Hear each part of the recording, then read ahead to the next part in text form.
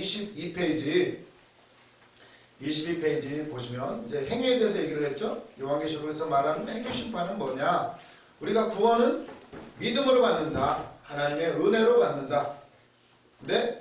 근데 요한계시록에서는 행위대로 갚아주겠다. 행위대로 심판한다. 이 얘기는 뭐냐? 뭐라고 그랬죠? 기초에 대해서 얘기하는 거예요. 기초. 내 마음 중심이 어디에 가 있는가?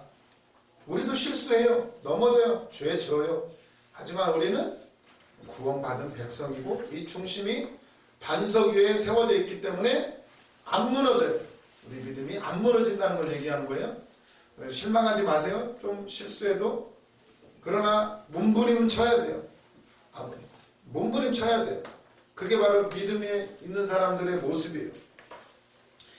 22페이지 2번 심판의 기준 이렇게 나와 있죠. 그럼 심판의 기준은 뭐냐? 이 요한 계시록에서 말하는 행위 심판의 기준은 뭐냐? 1번 요한은 이미 두 종류의 사람들을 계시록 전체를 통해서 말해왔다. 한 부류는 어린 양이 어디로 인도하든지 따라가는 사람들을 있고 이 사람들은 하늘에 속한 사람들이에요. 천국 백성. 그리고 또 다른 부류는 짐승을 따라가요. 짐승 세상이죠. 세상 임금들. 한 부류는 짐승을 따르며 그에게 경배하는 자들, 곧 땅에 거하는 자들이다. 이렇게 기준이 나눠져요. 2번 결국 어린 양과 짐승 중 누구를 따라가느냐에 따라 그 행위대로 심판을 받게 된다. 그러니까 기준의 문제예요. 이 심판의 기준은 이 행위가 누구를 따라가느냐 이걸로 갈린다는 거예요.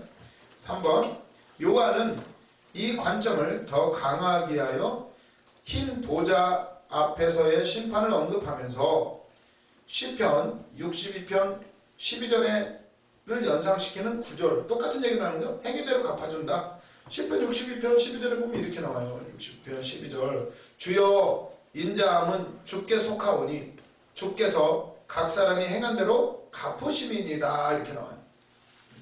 여기서도 행위죠. 근데 이 행위가 우리가 말하는 행위하고는 조금 다른 관점이라는 거예요. 그래서 시편 60편 전체를 보면은 뭐에 대해서 경고를 하냐면 나의 영혼아 잠잠히 하나님만 바라며 나의 구원이 그에게서 나오는도다. 오직 그만이 나의 반석이시오 나의 구원이시오 나의 요새이시니 내가 크게 흔들리지 아니하리로다. 이렇게 하면서 어떤 걸 얘기하시냐면 결국 인간 그리고 인간의 힘은 아무것도 아니라는 것을 이제 시편 62편 전체를 통해서 말씀하셔요. 인간의 행위, 인간의 힘은 아무것도 아니다. 그리고 뭐에 대해서 얘기하시냐면 돈이 많아져도 거기에 마음을 두지 말아라 이런 걸 경고하셔요. 시편 62편 9절에서 10절 보시면 아 슬프도다 사람은 입김이며 인생도 속임수이니 저울에 달면 그들은 입김보다 가벼우리로다. 인생의 무게가 가볍다는 거예요. 왜? 불면 날아가냐. 덧없는 인생.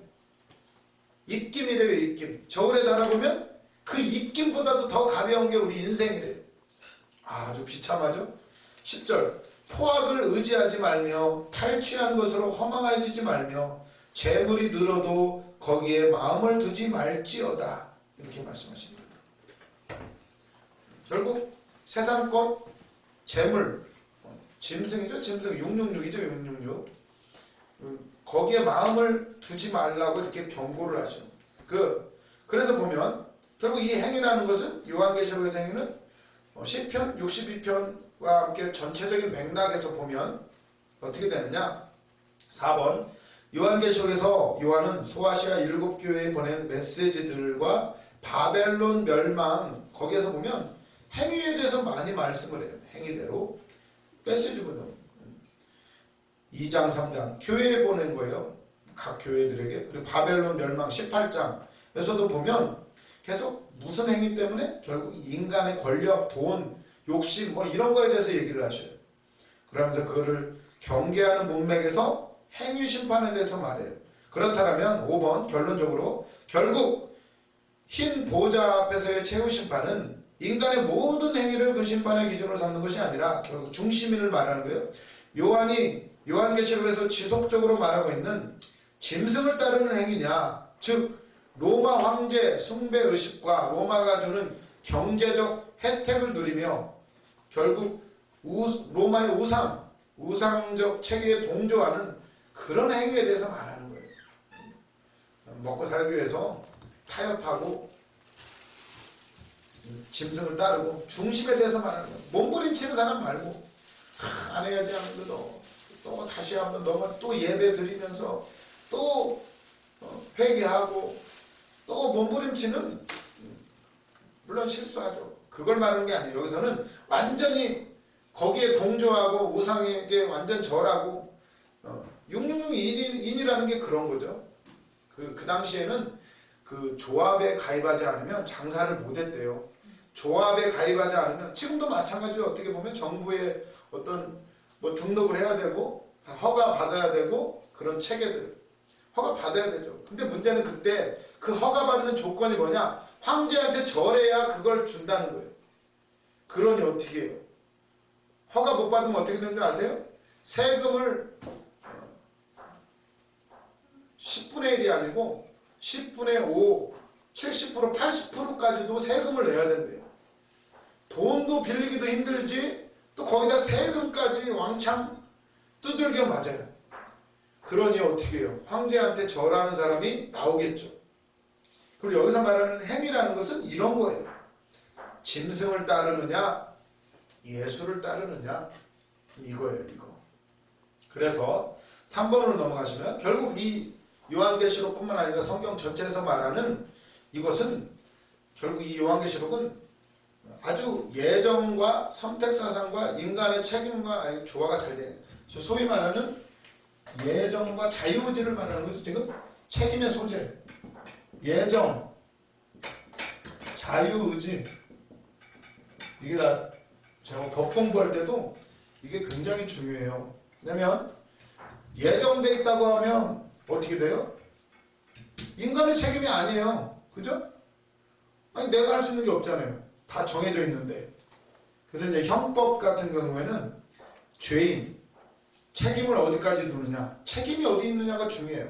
뭐 이번에 사건, 뭐 술 마시고 한강에 빠진 사건, 그게 왜 술 먹고 기억 안 났다고 그러잖아요. 책임이 없는 거예요. 내가 알고 하는 게 아니냐. 고의가 없잖아요. 고의가.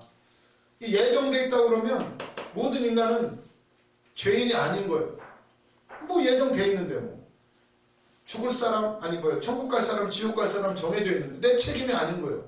그러나 중요한 건 자유의지. 네가 선택했다 이러면 다 내 책임이에요. 내 책임. 이렇게 되면 또 문제가 뭐가 되느냐? 그럼 구원받는 거 내가 선택하는 거네? 하나님하고는 관계없는 거예요. 이렇게 말하면.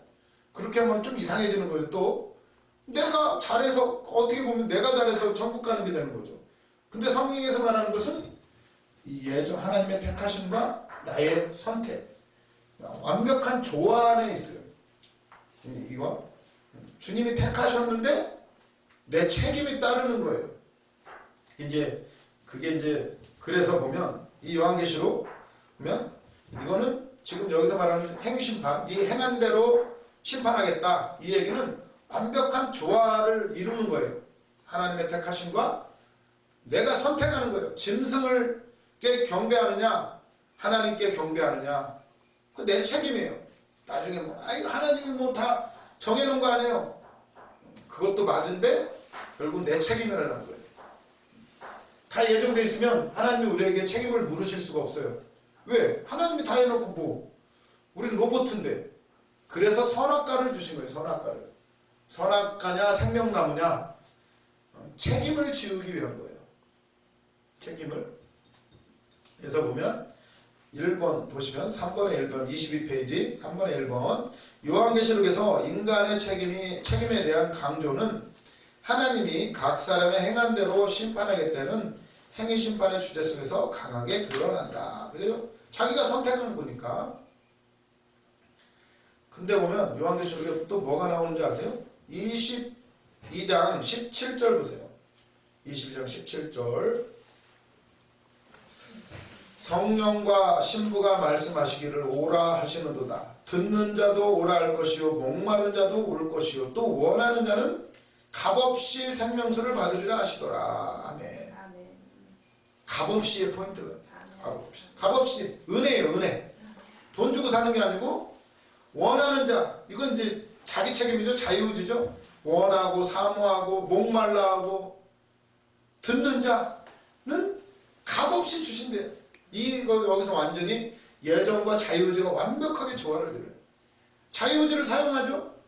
듣고자 하는 자, 사모하는 자, 목말라 하는 자, 원하는 자는 값없이 주신다. 은혜죠. 은혜. 값없이 공짜로. 십자가의 은혜 공짜예요. 공짜. 은혜예요. 은혜. 선택이에요. 하나님이. 그래서 여기서 아주 요한계시록 전체, 성경 전체를 보면 이 행위와 인간의 행위와 하나님의 예정이 아주 완벽한 조화를 이루는 거예요. 그러니까 하나님 앞에 심판대에 섰을 때 변명을 할 수 없다는 거예요. 못 들어서 못했습니다. 변명할 수가 없어요. 이미 수도 없이 말했어요. 안 듣고 불순종했고 내가 짐승을 택하느냐 어린 양을 택하느냐 내가 선택한 거예요. 여기 보면 2번 보시면 동시에 하나님의 예정 사상이 최후 심판의 자리에서 분명하게 드러난다.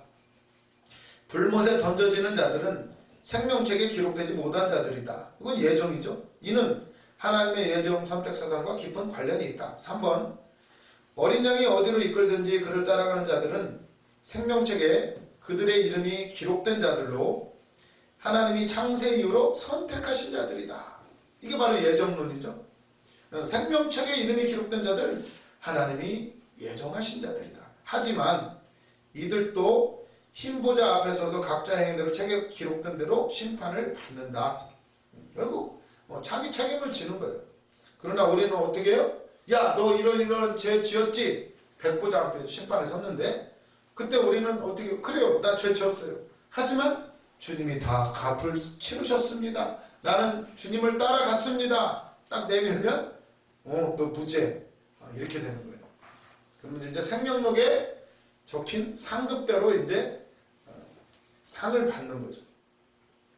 완벽한 조화를 이뤄요. 4번을 보시면 계시록 20장 11절에 15절 백보자 심판에서 요한은 그 이름이 생명책에 기록되었다는 주제를 통해 드러나는 하나님의 선택은 하나님이 각 사람의 행한 대로 갚는다는 행위 심판을 결코 배제하지 않는 점을 분명히 보여준다. 그러니까 왜 열심을 내야 되는 거예요. 아침에 잠언서 거기 얘기했죠. 자기 일에 능숙한 자는 왕의 앞에 설 것이다. 게을르고 능숙하지 못한 사람은 천한 사람들하고 노는 거죠. 자기 책임이야. 내 인생이 왜 이렇게 됐나? 다 보면은 다 이유가 있어요. 내가 왜 사기당했나? 보면 정직하지 벌려고 하지 않았기 때문이에요. 지금도 늦지 않았어요. 주님께 돌이키면 되는 거예요. 어쨌거나 우리는 중심을 어디다 두느냐? 여기 말씀 안에 서면은 우리가 승리하고 또 이 심판대 앞에 섰을 때 당당하게 외치는 거예요. 주님이 다 갚으셨습니다. 나는 이제 빚이 없습니다. 이렇게 말할 수 있는 믿음을 반석에 세운 아주 튼튼한 집을 지으시기를 바랍니다. 그래서 보면 그러면 이 백보자 심판 여러 가지 심판에 대해서 지금 얘기를 하시는데 그럼 이 심판에 대해서 왜 이렇게 쓰는가? 지금 이게 교회에 주신 편지잖아요. 교회, 7교회 모든 교회에 주신 편지인데 아니 교회에다가 예수 믿는 사람들한테 왜 이렇게 행위 심판 이거 다 안 믿는 사람들이 받는 거 아니에요? 왜 이렇게 썼어요? 왜 경고하는 거예요? 교회에 잘 믿으라고 변질되지 말라고 하는 거죠 지금. 그래서 23페이지 맨 위에 보시면 이 심판을 경고하는 대상이 있다는 거예요. 어차피 예수 안 믿는 사람은 이거 어차피 보지도 않을 거지만 왜 교회에서 이런 얘기들을 하느냐 보면 그 대상은 결국 누구냐? 1번 보시면 이 대상은 소아시아 7교회 보낸 메시지 가운데 그 정체가 분명해진다. 뭔 얘기냐? 2번 보시면 교회 내에 어린 양을 따르는 자들과 거짓 선지자의 미혹을 받아 짐승을 따르는 자들이 함께 존재하네. 그 교회 안에 다 모이죠 뭐. 섞여 있다는 거예요. 교회 안에. 경고하는 거예요. 아직도 갈팡질팡하는 사람들에게 경고하는 거예요. 분명히 심판이 따른다는 것을 보여줌으로써 갈팡질팡하는 사람들에게 경고하는 메시지. 왜? 교회 안에는 섞여 있잖아요 항상. 그래서 뭐 보면은 2장 3장에 뭐 이세벨도 나오고 또 누구도 나와요. 그런 게 섞여 있어요. 또 누구도 나와요. 기억이 잘 안 나는데 아무튼 시몬이 아니지. 그 7 집사 중에 한 사람이었던 사람 이름이 생각이 안 나네. 니골라당이죠. 니골라당. 지가 올라가는 니골라가 아니지. 니골라라는 뜻이 그게 변질되다 뭐 이런 뜻인데 백성을 전염시키다 이런 뜻이에요. 니골라. 발람이랑 하고 똑같은 발람도 전염시키다 이런 뜻이에요. 발람 선지자가 이스라엘을 저주하고 하나님 저주 못하게 하니까 어떻게 하죠? 발람 선지자가 우상 숭배하고 우상 숭배하도록 꼬드겨요. 이스라엘 백성들을. 저주는 하나님이 못하게 하시니까 못 하던 거예요. 어떻게 해요? 꼬셔요.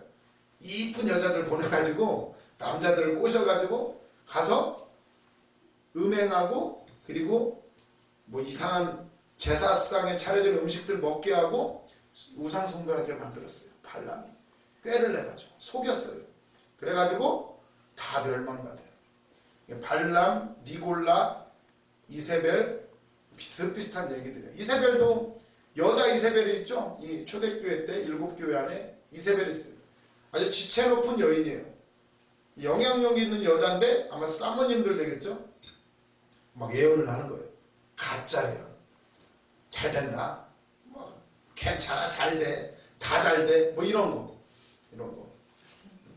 그 막 아주 엄하게 말씀하셔요. 요한계시록에서. 그래서 이 대생은 어떤 사람들이냐? 왜 교회 안에 어린 양을 따르는 자들과 그런 속이는 사람들이 섞여 있기 때문에 그 섞여 있는 그 사람들에게 경고하시는 메시지예요. 그래서 3번 보시면 계시록 21장 8절을 보시면 그러나 두려워하는 자들과 믿지 아니하는 자들과 흉악한 자들과 살인자들과 음행하는 자들과 점술가들과 우상 숭배자들과 거짓말하는 모든 자들은 불과 유황으로 타는 못에 던져지리니 이는 둘째 사망이라. 이 글을 읽는 사람들은 누구예요? 듣는 사람들은 교회 안에 있는 사람들이죠. 그 안에는 물론 잘 믿는 사람도 있겠고 흔들거리고 언제든지 배신 때릴 수 있는 사람도 있어요. 그들에게 지금 이 말씀 들으면서 뜨끔하겠죠. 거짓말하는 사람들, 우상 숭배하는 자들, 두려워하는 자들. 왜 두려울까요? 두려워하는 자들. 막 벌벌벌 떨어요. 세상을 두려워하고 로마 황제를 두려워하고. 두려워하면 어떻게 돼요? 결국 변질되게 돼 있어요. 우리의 승리를 확신하고 로마 황제보다도 하나님이 더 크신 분이고 주님이 더 백마를 타고 오시는 그분이 다 짓밟아 버리시는데 그걸 확실히 믿는 사람은 두려움이 없죠. 근데 두려워한다는 건 이미 뭔가 지금 정리가 안 된 사람이에요. 그래서 결국 3번 계시록 21장 8절에 불과 유황으로 타는 못에 던져지는 사람들의 목록을 보면 두려워하는 자들, 거짓말하는 자들이 언급되는데 이는 신앙을 타협하는 자들로서 소아시아 7교회 상황을 염두에 두고 한 것임을 알 수가 있다. 그 교회 안에 섞여 있으니까 염소도 있는 거죠. 염소도 거짓말하는 사람들, 두려워하는 자들, 타협하는 거죠. 결국 이런 사람들이 그 경고하는 거예요. 똑바로 줄 잘 서라고. 어느 편에 설 것인가? 오른쪽이냐 왼쪽이냐? 줄 잘 서라고 하시는 말씀입니다. 결국 이 설교를 듣는 대상은 교회 안에 있는 사람들이니까. 교회 안에는 별의별 사람이 다 섞여 있어요. 나중에 가봐야 알아요. 가라지일지 알곡일지. 경고하는 거예요. 경고하는 거. 4번 보시면 결국 요한이 20장 11절에 15절 백보자 심판, 행위 심판의 사상을 통해서 우선적인 목표로 삼고 있는 사람들은 교회 안에 있으면서도 거짓 선지자에게 미혹되어 우상적인 로마 제국 체계에 동조하는 사람들이다. 그리고 이런 의미가 있는 거예요. 백보자 심판, 뭐 여러 가지 전쟁, 666, 뭐 하나님의 천사들이 인친자, 이런 수많은 얘기들을 하면서 나오는 것은 줄 잘 서라는 거죠. 기초를 어디에 세웠느냐. 요한계시록을 말하는 행위 심판은 바로 이런 의미예요. 기초가 어디냐? 너는 어느 편에 설 것이냐? 그 행위예요. 행위. 때로 실수할 때 있죠. 그냥 뭐 때로는 뭐 화내고 승질낼 때도 있고 미워할 때도 있고. 그렇지만 결국은 이게 중심은 이거예요. 주님 편에 서느냐, 이 땅에 보이는 황제 편에 서느냐. 아주 중요한 거죠. 이건. 그거에 대해서 말하고 있는 거예요. 그렇다면 우리가 믿음은, 구원은 믿음으로 받아요.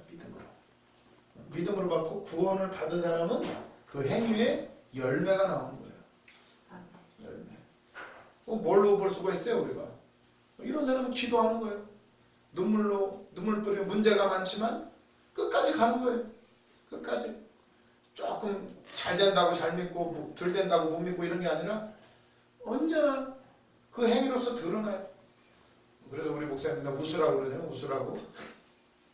웃으라고 시험은 되는데 그래도 그 말을 듣는 거 이해 안 될 때는 따지기도 하지만 가는 거예요. 끝까지. 그게 믿음이에요. 믿음. 또 우리는 생명록의 이름이 기록되어 있는 것을 믿으시기를 바랍니다. 거듭난 자, 첫째 부활에 참여한 자들이에요. 첫째 부활에 참여한 자는 사망이 없어요. 지금 죽어도 우리에게는 이제 1초도 죽는 순간이 없다는 사실. 두려움이 사라지는 거예요. 조금 아프고 조금 힘들 때 있지만 안 죽는다는 거. 죽음이 가장 두려운 거예요. 인생이 해결할 수 없는 거 죽음이에요. 사망. 죽음은 죄에서 와요. 죄는 뭐가 죄예요? 그럼 믿지 않는 게 죄예요. 다른 거? 결국 근본을 따지고 가면 누구를 믿느냐에 따라 달라진 거예요. 하나님을 믿느냐, 예수 그리스도를 믿느냐, 아니면 세상 것을, 돈을 믿느냐, 거기서 갈라져요. 중심을 잘 지키시고 줄을 잘 서시길 바랍니다. 세상에서도 줄 잘못하면 미끄러지죠. 줄만 잘 타면 뭐 줄타기. 이제 꼭 선거철이 다가오면 이제 또 줄타기를 해야죠. 이제 우리는 딱 정해져 있어요. 예수 그리스도.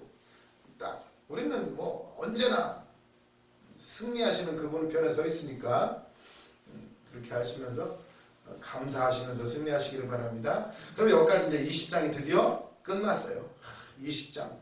이 짧은 내용 안에 아주 뭐 쟁점들이 아주 많아요.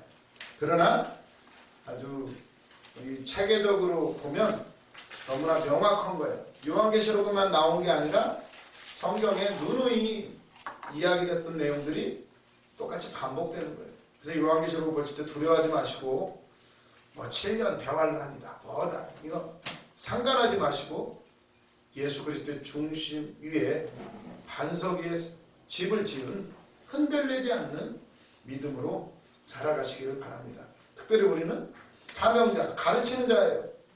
이걸 확실히 기준이 서야지. 그러니까 복음, 오로지 복음이에요. 이 기준만 서면 성경이 안 풀릴 게 하나도 없어요.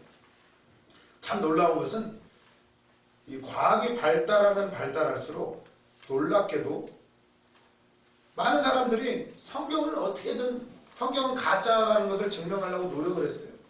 근데 신기한 건 과학이 발달하면 발달할수록 성경은 진짜라는 게 계속 밝혀져요. 고고학자들 연구하면 연구할수록 계속 더 드러나요. 성경은 1.1획도 틀림이 없다는 게 계속 더 밝혀져요. 그렇다면 이 멍청한 사람들이 그러면 아니 너무나 당연한 거 아니에요? 그러면 성경은 사실이다. 믿으면 되는데 보여줘도 계속 더 드러나는데도 참 이상해요. 그러니까 믿음은 내 것이 아니에요. 하나님의 선택이에요.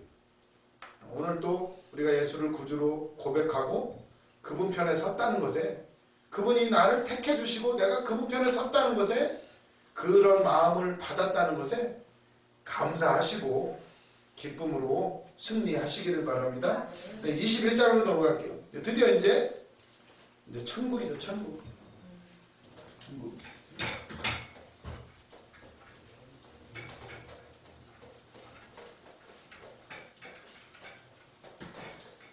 자, 이제 이거 지금 네 덩어리로 구분하면 어떻게 된다겠죠?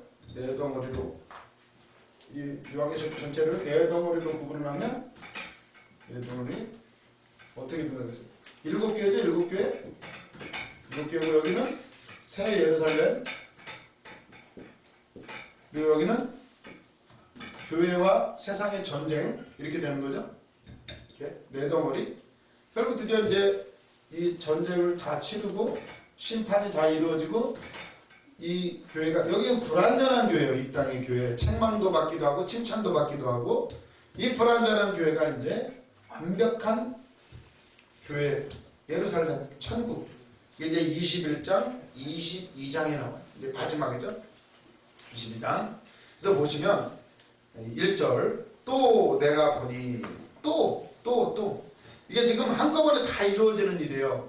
뭐 심판, 재앙, 또 승리, 전쟁, 부활, 뭐 이 모든 것들이 뭐 시간을 뭐 오래 두고 일어난 일이 아니에요. 사실 한꺼번에 이루어지는 일인데 주님이 재림하시면 한꺼번에 다 일어나요. 백보자 심판대 앞에서 서서 심판을 어떻게 받을까요? 백보자한테 심판. 영화에서 보면 한 명씩 쭉 줄 서가지고 너 어쩌고 저쩌고 이렇게 하겠어요? 심판을? 온 인류가 줄 서가지고 그럼 수천 년 걸리겠죠? 심판받는데 한꺼번에 이러죠. 한꺼번에 예수님 오시면서 쫙쫙쫙 갈라지고 다 끝나요. 이게 지금 다 지금 한순간에 일어나는 일들이에요. 그래서 이제 21장으로 들어가면 그래서 여기서 보면 또 내가 보니 한꺼번에 이런 일들을 지금 이게 설명을 하다 보니까 논리적으로 짐승, 용, 거짓 선지자 하나하나 처리하는 장면들 그 다음에 또 설명하고 계속 반복되는 얘기예요. 그렇게 해서 보시면 우리가 요한계시록을 이해할 때 아주 편하게 이해하실 수가 있어요. 그래서 이제 21장은 마지막에 이제 드디어 천국 얘기를 하는 거예요. 이 땅에서 어려운 게 없는 그들에게 하늘을 바라보라고 이렇게 주신 거예요. 21장 마지막 보시면 또 내가 새 하늘과 새 땅을 보니 처음 하늘과 처음 땅이 없어졌고 바다도 다시 있지 않더라. 이렇게 나오죠. 새 하늘과 새 땅. 처음 하늘 처음 땅 없어졌어요. 다 새롭게 하시는 거죠. 그리고 바다가 없어졌어요. 왜 굳이 바다를 기록했을까요? 바다는 뭘 의미해요? 성경에서 세상이고 바다에서 짐승이 나오죠. 원래 고대에서부터 바다는 아주 무서운 곳이었어요. 왜냐하면 배 타고 나가서 죽는 경우가 참 많으니까. 그리고 옛날에는 지구가 둥글다고 생각을 안 해서 끝에 가면 낭떠러지가 있다고 생각했어요. 그 낭떠러지에는 용이 막 아가리를 벌리고 있다고 생각을 했어요. 그러니까 바다는 아주 무서운 곳이에요. 그러니까 그런 바다가 없어졌다는 거예요. 그러면서 하시는 말씀이 2절 또 내가 보매 거룩한 성 새 예루살렘이 하나님께로부터 하늘에서 내려오니 그 준비한 것이 신부가 남편을 위하여 단장한 것 같더라. 거룩한 성 신부가 남편을 위하여 단장한 것 같더라. 교회를 의미하기도 하고 천국을 의미하기도 하고 이게 의견이 분분해요. 이 새 예루살렘의 정체는 뭐냐? 교회로 해석하는 사람도 있고 천국이다. 이렇게 어차피 똑같아요. 이 7교회가 변해서 이제 이렇게 대칭 구조를 이루는 거니까 그거 가지고 학자들은 다퉈요. 네가 맞냐 내가 맞냐. 그리고 여기 또 새하늘과 새 땅이 없어졌고 새로운 세상이 열리는데 이건 창조냐 재창조냐 그러면 소멸시키고 기존에 있던 걸 싹 소멸시키고 만드는 거냐 아니면 있던 것을 잘 해서 좋게 만드는 거냐? 이거 가지고 또 학자들이 싸워요. 소멸 싹 없애버리고 뿅 새로 만드는 거냐? 있던 것을 잘 해가지고 싹 이렇게 재생시키는 거냐? 회복시키는 거냐? 뭐가 맞나요? 그게 두 개 다 아니죠. 그 말이 그 말인데 네, 물질적인 조금 뭐 싸우자면 좀 다르다는 거예요. 그래서 이제 그 학자들은 대부분 이제는 옛날에는 소멸설이 많았대요. 싹 없애고 뿅 새롭게 만든다. 옛날에 그런 견해가 많은 지금은 왜 옛날 에덴 동산을 회복해야 되니까 있던 거 아주 하나님이 우리도 새 사람으로 만드시지 부활체로 만드시지 이렇게 바꾼다. 뭐 이런 식으로 생각을 한다는 거예요. 어쨌든 상관없어요. 그거는 대세에 지장이 없으니까 이걸로도 뭐 엄청 싸운대요. 그렇다 치고 우리는 그런 거 상관없이 아무튼 거룩한 새 예루살렘이 신부가 단장한 것처럼 내려오더라. 쭉 내려오는 거죠. 하늘에서 지금 쫙 내려와요. 이 땅은 옛날 하늘과 땅 없어지고 바다도 없어지고 소멸설도 맞는 것 같은데 어쨌건 재생이든 소멸이든 그리고 하늘에서 내려오는 거죠. 여기도 새로워지고 하늘에서 쫙 내려와요. 하나가 되는 거죠. 어떻게 보면 영적으로 그분과 내가 하나 되는 것을 표현할 수도 있고 하나가 되고 어차피 환상이니까 그 중심 메시지는 알겠죠. 우리가 어떤 의미인지. 그래서 보시면 3절 내가 들으니 보좌에서 큰 음성이 나서 이르되 보라 하나님의 장막이 사람들과 함께 있음에 하나님이 그들과 함께 계시리니 그들은 하나님의 백성이 되고 하나님은 친히 그들과 함께 계셔서 모든 눈물을 그 눈에서 닦아주시니 다시는 사망이 없고 애통하는 것이나 곡하는 것이나 아픈 것이 다시 있지 아니하리니 처음 것들이 다 지나갔음이러라. 아멘. 모든 눈물을 닦아주시니 이 부분만 읽으려면 눈물이 나요. 다 닦아주신대요. 막 눈물을 많이 흘리죠 우리가. 억울하기도 하고 얼마나 이 당시는 더 했어요. 초대교회 때는 막 믿던 사람들 다 배신하기도 하고 억울하게 막 잘못한 게 뭐가 있어요. 예수 믿는 사람들이 해 끼친 게 하나도 없어요. 오히려 지고 살고 억울하게 사는데 그냥 못 죽게 사는다래요. 억울한 게 얼마나 많겠어. 우리는 일도 아니죠. 우리는 막 주방을 누가 하느냐 마느냐 누가 내가 또 설거지를 하느냐 마느냐 어떻게든 막 여기는 그런 문제가 아니에요. 어쩌면 오히려 그게 또 편할 수도 있어. 큰 거에 신경 쓰니까 짜잘한 거 신경 안 쓰는데 우리는 그냥 짜잘한 거에 신경 쓰느라고 얼마나 큰 걸 놓치는지. 아무튼 그것도 십자가고 이것도 십자가예요. 또 우리에게 주어진 환경 가운데서 우리는 누구를 바라보느냐 그게 중요해요. 때로는 실수할 수 있어요. 하지만 오늘 또 우리는 주님 바라보고 나가는 줄 믿습니다. 결국 모든 눈물을 닦아주신대요. 억울한 거, 누명 쓴 거 다 닦아주신다는 거예요. 거기는 애통이 없고 곡하는 게 없고 아픈 것도 없고 처음 것들이 싹 지나갔대요. 5절 다 아는 얘기니까 보좌에 앉으시니까 이르시되 보라 내가 만물을 새롭게 하노라. 새롭게 한다는 게 재생설도 맞은 것 같고 소멸 재생 뭐 다 똑같죠. 불로 싹 태워버리고 새롭게 하는 것이기도 하고 내가 만물을 새롭게 하노라. 아멘. 새로움의 은혜가 있을 줄로 믿습니다. 로마서 8장 20절에서 21절 보시면 로마서 8장 20절 새롭게 하는 8장 20절 모든 피조물들이 고대하는 거예요. 8장 20절 피조물이 19절부터 보시면 18절부터 보시면 생각하건대 현재의 고난은 장차 우리에게 나타날 영광과 비교할 수 없도다. 피조물이 고대하는 바는 하나님의 아들들이 나타나는 것이니 피조물이 허무한데 굴복하는 것은 자기 뜻이 아니요 오직 굴복하게 하시는 이로 말미암음이라. 그 바라는 것은 피조물도 썩어짐의 종로를 하는 데서 해방되어 하나님의 자녀들의 영광의 자유에 이르는 것이니라. 피조물이 다 이제까지 함께 탄식하며 함께 고통을 겪고 있는 것을 우리가 아느니라. 아멘. 인간이 범죄함으로 모든 만물이 고통당하는 거예요. 피조물, 환경오염, 뭐 또 개, 고양이도 아주 핍박, 고생이 많죠.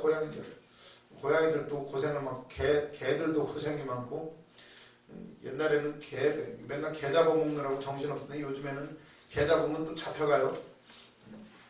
아주 뭐 모든 만물이 고생해요. 서로가 그냥 먹이사슬이라는 게 있어가지고. 근데 모든 피조물이 고대한 것은 하나님의 아들들이 나타나는 거예요. 썩어짐의 종로를 앉아서 해방되는 거예요. 그 일들이 이루어지는 거예요. 새 예루살렘에서 모두가 고대한 사건이 눈물을 닦아주시고 보좌에 앉으시니까 내가 만물을 새롭게 하노라 이렇게 선포하시고 6절에 보니까 또 내게 말씀하시되 이루었도다 나는 알파와 오메가요 처음과 마지막이라 내가 생명수 샘물을 목마른 자에게 값없이 주리니 22장에도 나오죠. 여기서 또 나오네요. 생명수 샘물 목마른 자에게 값없이 주신다. 나는 처음과 마지막이다 말씀하시는 7절 이기는 자는 이것들을 상속으로 받으리라. 나는 그의 하나님 되고 그는 내 아들이 되리라. 그러나 두려워하는 자들과 믿지 않는 자들과 흉악한 자들 둘째 사망에 들어갈 것이다. 이렇게 말씀하셔요. 9절 일곱 대접을 가지고 마지막 일곱 제목을 담은 일곱 천사 중 하나가 나와 내게 말하여 이르되 오라 내가 신부 곧 어린 양의 아내를 내게 보이리라. 드디어 이제 신부를 소개합니다. 짜자잔 결혼식 때 가장 중요한 거 신부가 주인공이죠. 신부 신랑은 뭐 그냥 대충 아니 그 결혼식을 하러 이제 그 턱시도 하고 드레스 고르러 갔잖아요. 그랬더니 결국 신부 드레스가 중요해. 턱시도는 뭐 그냥 신부 드레스에 끼워 파는 거예요. 끼워 파는 거. 어차피 턱시도는 알아서 고르라. 결국은 신부 드레스가 중요하더라. 신부 드레스. 이 주인공이에요. 이제 신부를 소개하겠습니다. 짜자잔 어린 양의 아내를 소개합니다. 이렇게 나오는 거죠. 10절 보시면 성령으로 나를 데리고 크고 높은 산으로 올라가 하나님께로부터 하늘에서 내려오는 거룩한 성 예루살렘을 보이니 이게 지금 성령이 나를 데리고 이게 성령이라는 단어가 중요해요. 여기 요한계시록에 4번 나와요. 성령 안에서. 그래서 이제 우리가 이 표를 네 덩어리로 구분한 게 지금 이 성령이 나를 데리시고 마지막에 어디를 크고 높은 산으로 데려가요. 크고 높은 산. 10절 성령이 나를 데리고 크고 높은 산으로 올라가 하나님께로부터 하늘에서 내려오는 거룩한 산 예루살렘을 보이니 요한이 이 장면을 봤으니 높은 산에 올라가니 막 예루살렘이 쫙 내려오는 걸 보면 얼마나 아주 뭐 장관이었겠죠. 11절 보시면 하나님의 영광이 있어 그 성의 빛이 지극히 귀한 보석 같고 벽옥과 수종같이 막더라. 크고 높은 성광이 있고 12문이 있는데 문에는 12천사가 있고 그 문들 위에 이름을 썼으니 이스라엘 자손 12지파의 이름들이더라. 동쪽에는 세 문, 북쪽에 세 문, 남쪽에 세 문, 서쪽에 세 문. 그 성곽에는 12기초석이 있고 그 위에는 어린 양의 12사도들의 12이름이 있더라. 내게 말하는 자가 그 성과 문들과 성곽을 측량하려고 금 갈대자를 가졌더라. 역시 여긴 틀려. 금 갈대자, 갈대, 자를 들고 왔는데 그 자도 금이에요. 여기는. 근데 11장 1절에서도 나오죠. 갈대. 11장 1절에서 그냥 갈대예요. 그냥 갈대. 여기는 성전을 측량하라는 거예요. 바깥 성전은 측량하지 말고 거기는 42달 동안 짐승에게 짓밟아버리게 놔둬버리고 성전 안에만 이거 갈대로 측량하라고 해요. 근데 이게 이제 21장에서는 금으로 된 갈대로 측량을 해요.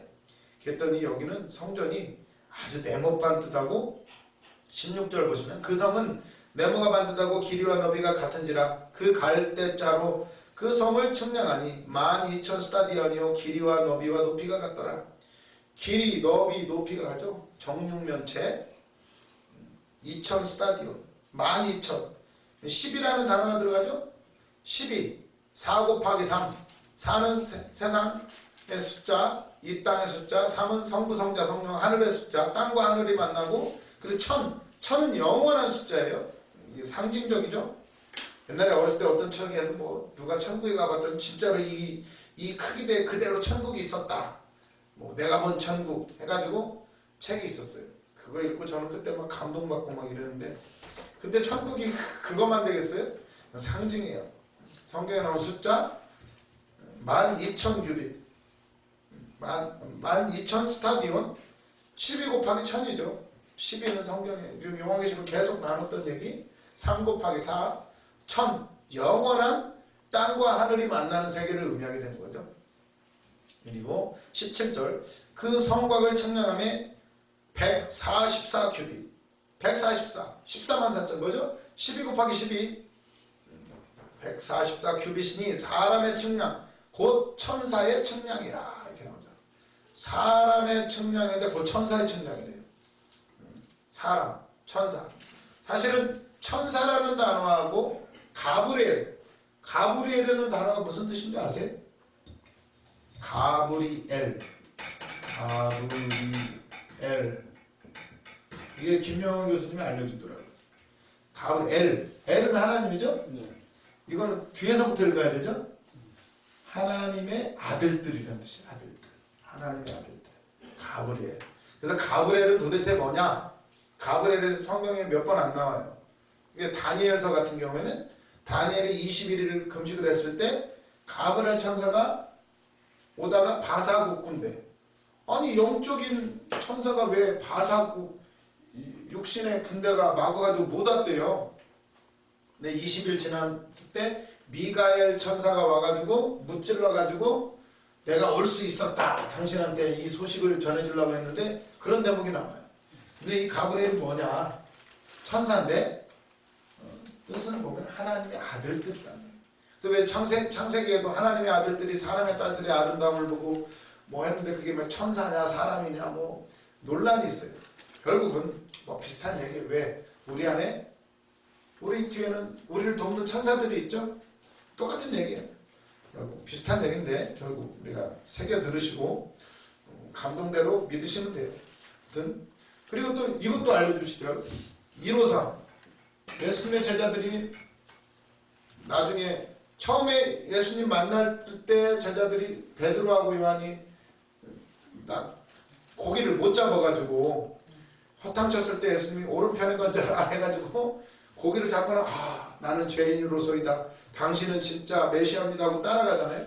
그러다가 예수님 배신하고 나중에 갈릴리로 갔을 때 또 예수님이 나오셔가지고 그날도 또 허탕치고 있을 때 예수님이 오셔가지고 오른편에 던져라 해가지고 몇 마리 잡죠?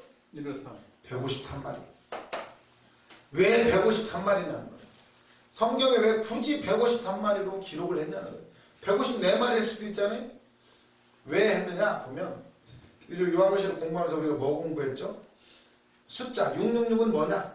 666도 수비학이라고 해요. 수비학.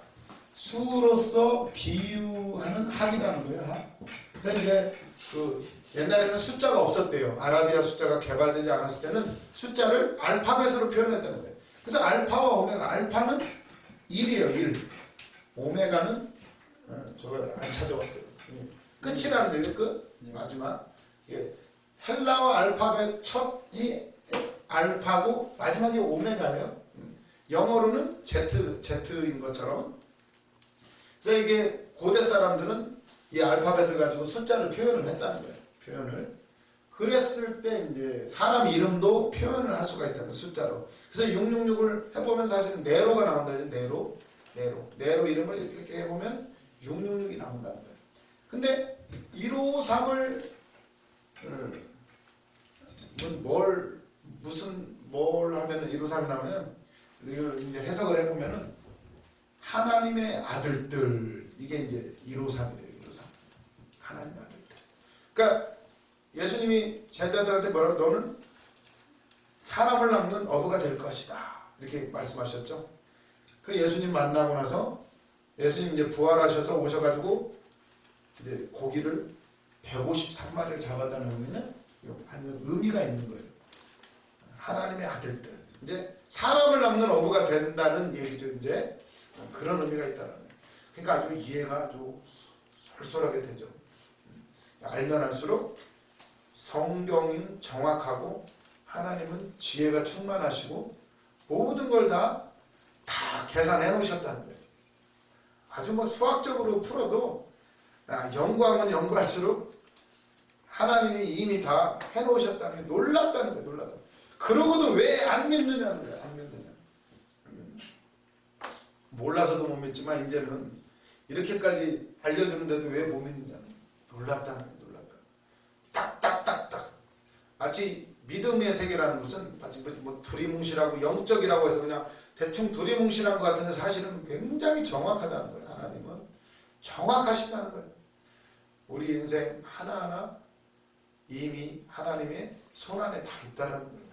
그런 걸 생각하시면 우리가 믿음 생활하는 거 이거 그냥이 아니고 감사한 거고 1.1핵도 변함이 없는 하나님의 구원의 계획 속에 우리가 들어있다라는 걸 생각한다면 오늘도 막 소망 가운데 막 소망을 품고 내 인생 뭐 얼마나 남았나 그냥 대충 살다가지가 아니라 아직도 할 일이 많다는 거 생각하시면서 빨리 전도사 받고 뭐 강도사님도 되시고 목사님도 되시고 막 끝까지 열심히 달려가시기를 주님의 이름으로 축원을 드리겠습니다. 뭐 여기까지밖에 못했네요.